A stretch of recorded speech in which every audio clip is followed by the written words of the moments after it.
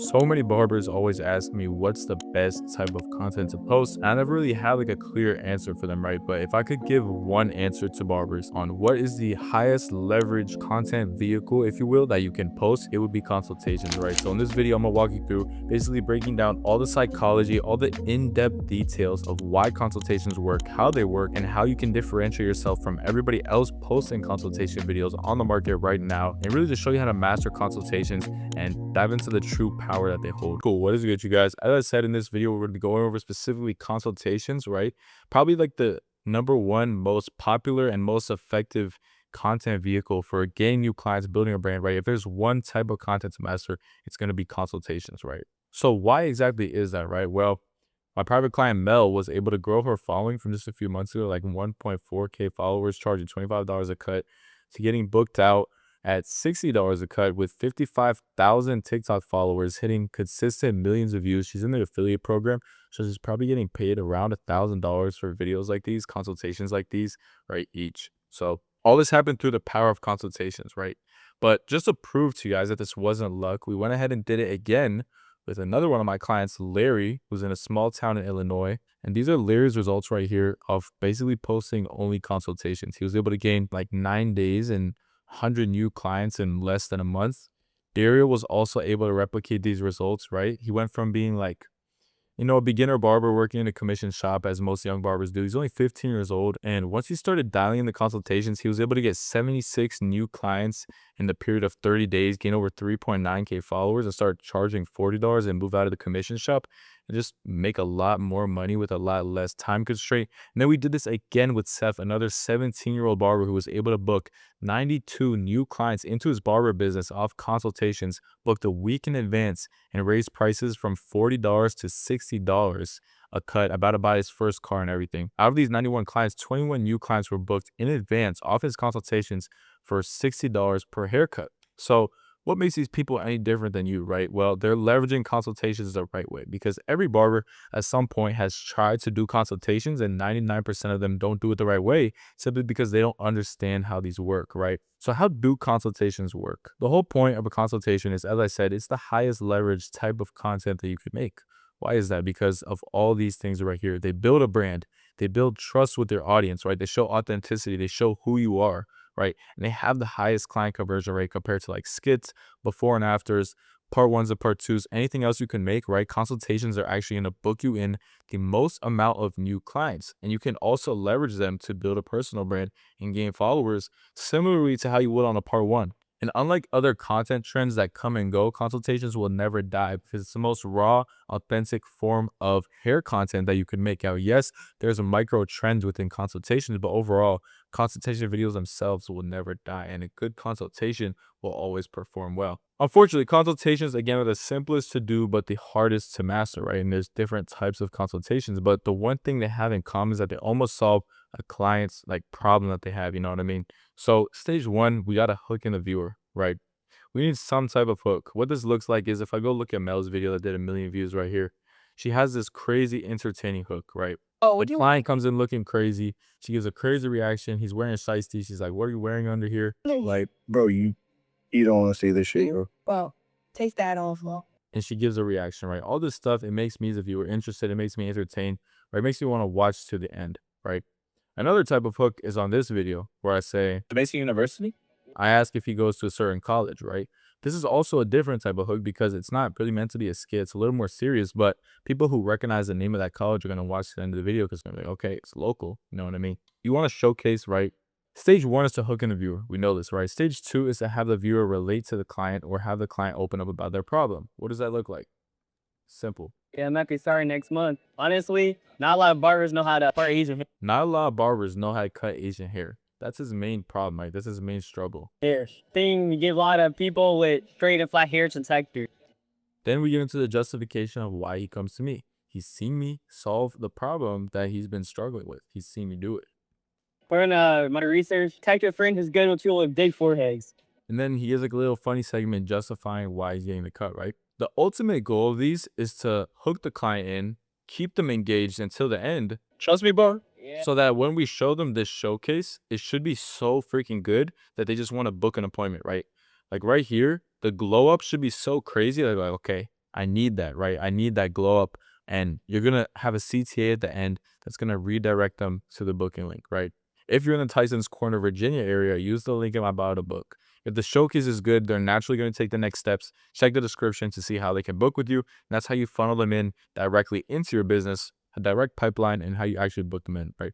So step 3, showcase your solution with a CTA and direct them to the booking link, right? What are the main differences between what I like to call like the entertainment consultations versus like the client conversion consultations? Now, both of these are going to get you new clients. They just work different ways. The entertainment consultation runs off the fact that it has a lower conversion rate, but it gets more eyeballs onto your page, meaning that let's say you convert 10% of your clients, but you get 1 million views. That's still what, 100,000 clients versus a conversion video, which has a higher conversion rate, but less views, right? So it really balances out. There's pros and cons to both, right? These are good for engagement and growing followers, and they're almost like skits, similar to the style that Mel is doing, right? This video would be a little more serious, a little more of like a problem solution, right? And it would be a lot more organic, a lot less scripted, right? Rather than like entertainment. And both of these, if you're posting them on TikTok, you want to mention keywords, or you want to have justification of, again, why they come to you, right? You're the best at whatever. You're the best at solving receiving corners. You're the best in whatever area at solving specific problem, right? And they want to say that you are the best. What does this look like, right? Well,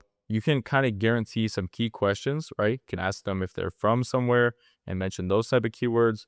You can also just throw in like these questions like, so like what's something other barbers, kind of struggle, what's something other barbers kind of mess up on with their hair, bro? Do you have any special occasions coming up for this haircut, right? And you always want to acknowledge and probe. So you want to be like, you want any special occasions coming up for this haircut? Yeah, I got a date coming up, bro.